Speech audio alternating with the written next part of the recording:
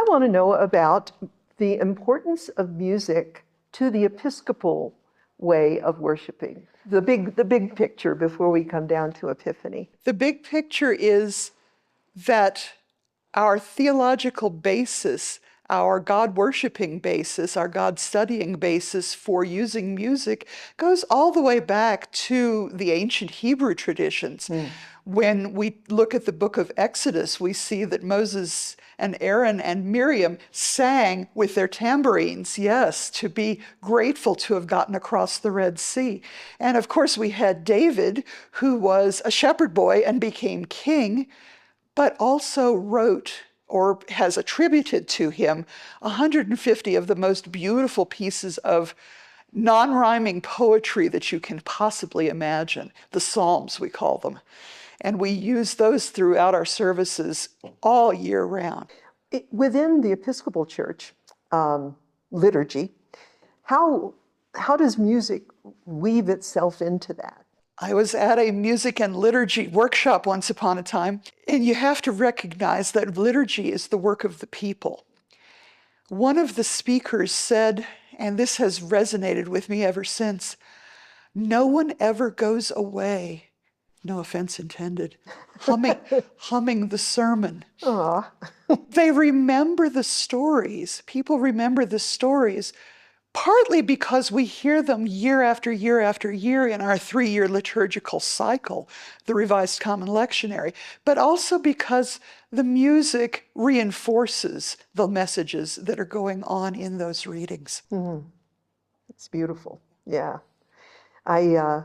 I know a number of psalms by heart because I learned them to music. Sure. And it's just like commercials, the jingles that stick with you. Right, yeah. How does liturgical music shape the worship experience? What I spoke about just a moment ago, the 3-year cycle, the Revised Common Lectionary, takes as its basis the Gospels, Matthew, Mark, and Luke in years A, B, and C, and then the Gospel of John is interspersed all the way through at various major feasts.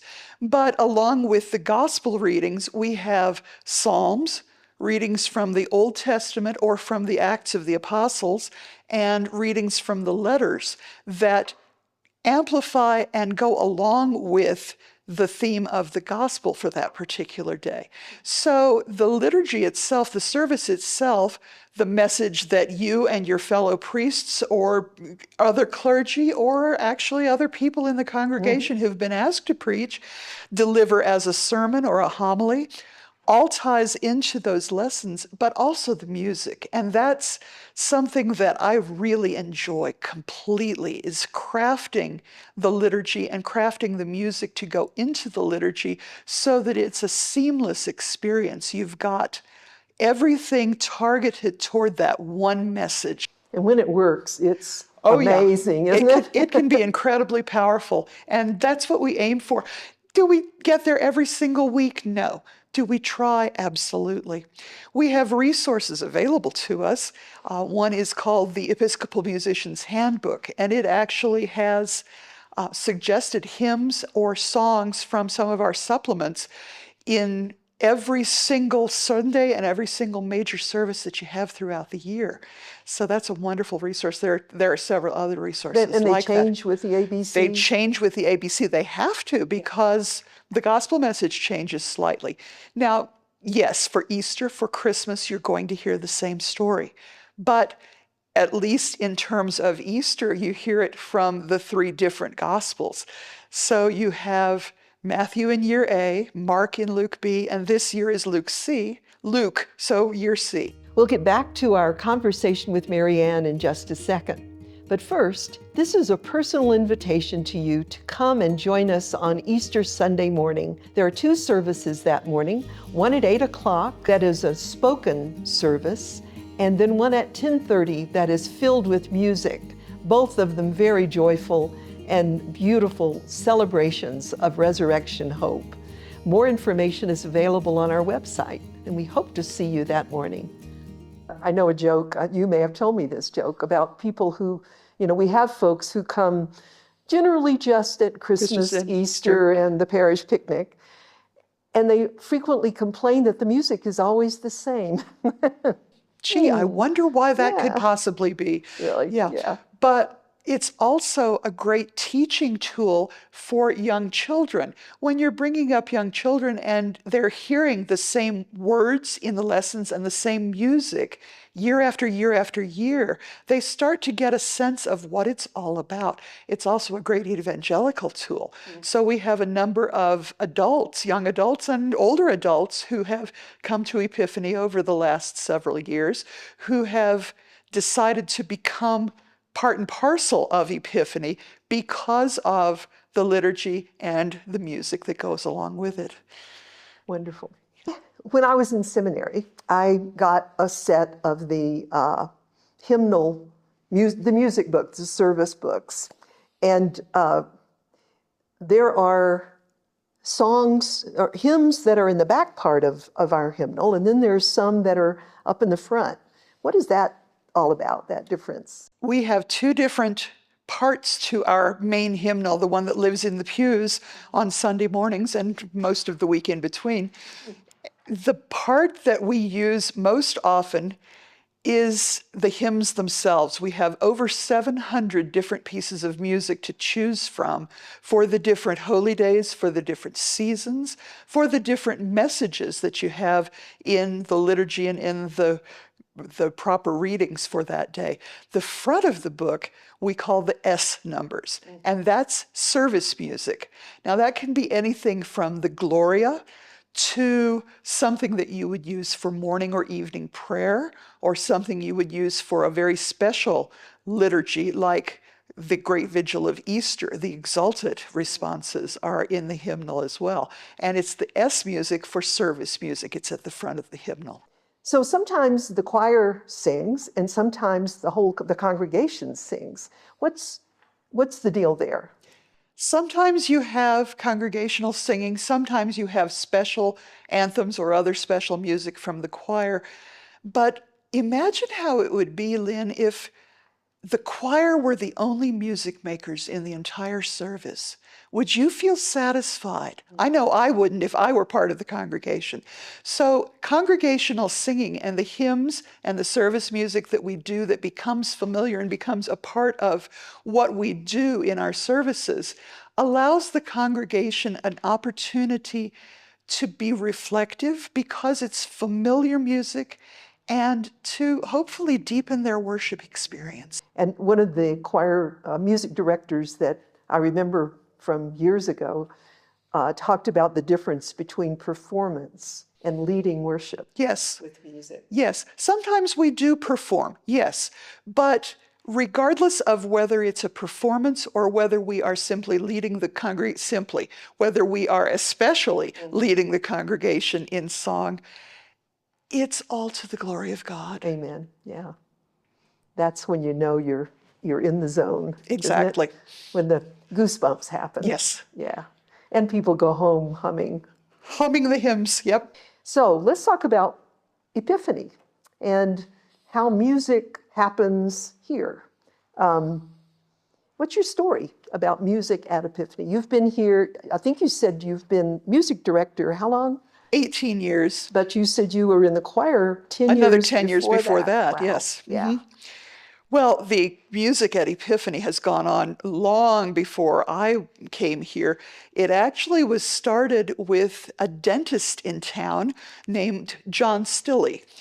And he was the first organist here at Epiphany. He built the organ from scratch. He went around to parishes that were decommissioned or places that were not using their organs and begged, borrowed, and came home with pipes and all kinds of things to build the organ. He was an organ builder as well as a dentist. He also knew Albert Schweitzer, which is an amazing connection there.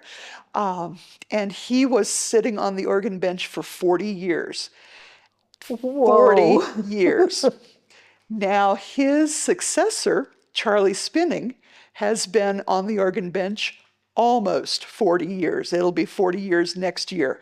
So we're very excited to carry that long tradition of music here at Epiphany. Now, along with the organ, obviously we've had choir directors Now, John Stilley was the choir director at the beginning, but oh my gosh, my background is as a cellist and a pianist. So I'm coming at things from a very different standpoint than any of my predecessors. And we have, in addition to Charlie, we have some other part-time organists. We just lost one, sadly. Right. Jeff Hall recently retired as director of the Lowell Observatory. And we now have Daniel Amusa and Kathy Allen, who are playing for us on a fairly regular basis. Kathy has been playing primarily at the family services on third Sundays of the month, and Daniel's been helping out as needed about once a month. Yeah, it's wonderful. It is. I mean, Charlie's great, and it's good to hear something different every once in a while. Absolutely. Yeah. What about the choirs through the years? How has that changed? The choir has done a roller coaster ride, especially since COVID. Before COVID, we had as many as 20 to 24 people in the choir every single week. Right now, we have under a dozen. And part of that is that a lot of people have left Epiphany or moved away or died over the years, and that happens. But part of it also is that COVID really changed things up for us. We were closed for, a long time. And our priest then, MarryAnne, and I would do the services. She would video record them, and then Charlie and I would come in at a separate time, and I would stand over by the piano, and he would be at the organ, which are a good 20 feet apart, and we would record the hymns for that Sunday. And we did that for many, many months. I remember. Yeah. I remember in the beginning doing them from our home, on Zoom. Right. Yeah. Right. Yeah. But we came through. We did come through. We came out the other side. Yeah. And have we ever had children's choir? We have. The most recent was about a dozen years ago. And there was a stretch where we had very few young children. We had a lot who had gotten into high school and then graduated high school and moved on, but we didn't have the younger ones coming up. So the junior choir kind of fizzled for a time. I'm hoping that in the next couple of years, as the children population at Epiphany continues to grow, that we can revisit that and hopefully get a junior choir going again. And we still have a handbell choir, but not frequently. They don't. No, we don't have our ringers very often, handbell ringers, that is, but we will have them for Palm Sunday this week. That's great. Absolutely. And we used to have a jazz choir, didn't we? We had a folk band Folk that would band, play. that was it. Yeah, they would play about once a quarter, but again, people moved away from Flagstaff and kind of took their instruments with them. Darn it. Darn it, indeed. Yeah. It's the way of ministry, though. Things come and grow, and then the season changes and something else happens. It is. Were there any major turning points that you recall? Any memories about the music program here that stand out for you? Oh gosh, I could tell you story upon story of various things that we sang and various people who came and sang with us. We've a number of times had folks from Northern Arizona University come and sing solos or help us out with the choir. And Ricardo Pereira was one of those, the tenor at NAU. He came and sang some Vaughan Williams with us one year. Oh, nice. Yeah. Well, and we always get extra brass for Easter and special occasions, Christmas too. Right? We have a tradition of hiring, at the very least, a trumpet player for the Easter services. And Joe Rauschenbach will be with us again this year, along with his wife Tammy, who's a violinist. Mm-hmm. We've also expanded our ministry to open up the church facility for concerts and rehearsals and recitals. We've had a number of graduate conducting recitals here, choral conducting recitals. What does that mean? So someone who's doing a master's in choir conducting. And they have a recital requirement as part of their completion of their degree, and they have chosen to use Epiphany because we have such wonderful acoustics. Lovely. Yes. Yeah. But we also have a chamber music series that has been housed here at Epiphany now for the last 2 years, Flagstaff Chamber Music Series. And they do about 6 or 7 concerts during the course of the year, usually on Friday evenings. And to the great joy of many people, not just at Epiphany, but in the community as well. Right. It's wonderful to be able to open up God's house for other things in our larger community. It absolutely is. We also have a Suzuki violin teacher who teaches here and sometimes does her recitals here. We have a number of Suzuki teachers who do their recitals here. The Easter Vigil is the crux of our Christian year. At Church of the Epiphany this year, it will be at 7:30 p.m. on Saturday, April the 19th. Music is played and sung. People are baptized, and we bring up all the lights and unveil the flowers to shouts of Alleluia, Christ is risen. The Lord is risen indeed, Alleluia. It's spectacular. Come and join us. All are welcome at our Easter Vigil, Saturday, April the 19th at 7:30 p.m. I've always been impressed when I go to the Flagstaff Symphony Orchestra to look down and see how many people I recognize because they're from the Church of the Epiphany. Yes, yes. Well, we lost one recently. Becky Scarnati retired from NAU and retired from the Symphony, although she will be playing occasionally with them. And yeah, and with us as well. But yes, I play cello. My husband David plays bassoon. Tammy plays violin or viola. And we have several others involved. Jeanette Moore, the flute player, yes. Yeah. Andrea Graves, also Graves. flute. Right. It's amazing. It is. We're a very musical family here. We really are. So, what's the choir like today? You've talked about its size, but how is the rhythm of it going? And how do you prepare for services? Two very different questions. The rhythm of the choir is, the vibe of the choir is that we're a big family. Many of us go to lunch together on Sunday after service, and we're always texting each other funny things and making comments on Facebook and just keeping each other healthy and happy is what we would like to say.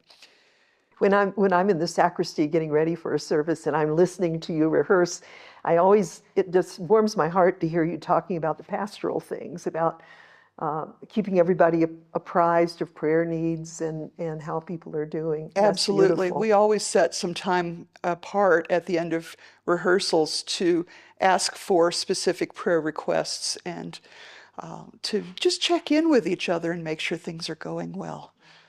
How do we prepare? Well, the preparation starts weeks in advance.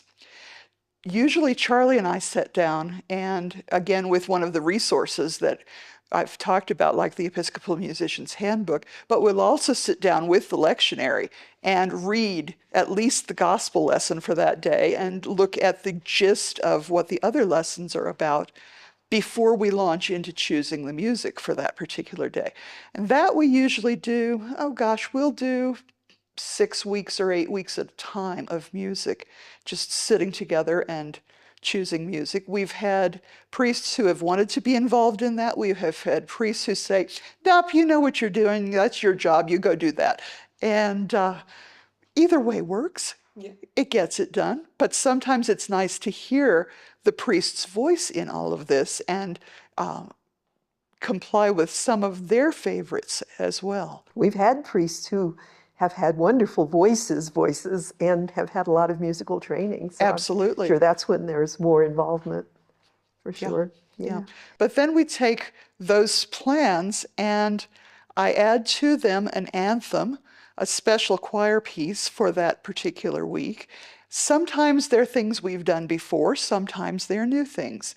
I've brought a number of new anthems to the choir over the last 18 years, and yeah, they've pretty much all been well received. I think so. Yeah. I love it that we print the words that you're singing in the anthem so that we can read that in the bulletin, is what I mean. And then take it home with you. Yeah, yeah. But for me, hearing is one thing. Seeing it, I can actually pick out more of the words and the message. Right. I like that a lot. There was one that I've done, well, it would have been this past Sunday, called The Alabaster Jar, which talks about the jar of costly perfume that was broken to anoint Jesus.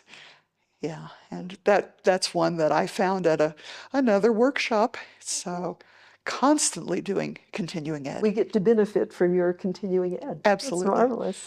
What do you love about this? What bothers you? What are you worried about as our music director, but and also a participant in Epiphany over all these years? I think there is sometimes a disconnect between what people think they want in music and what they really want in music.